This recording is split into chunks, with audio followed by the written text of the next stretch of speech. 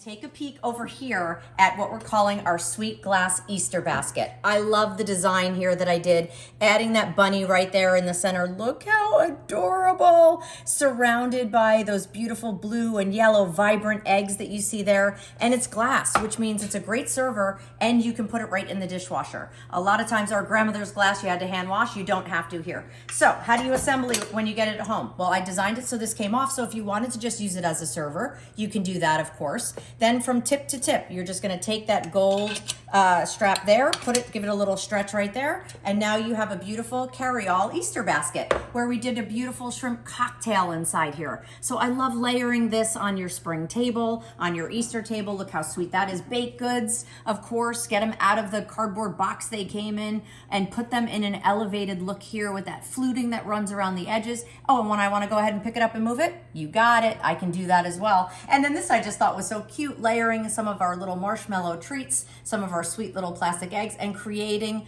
an updated Easter basket.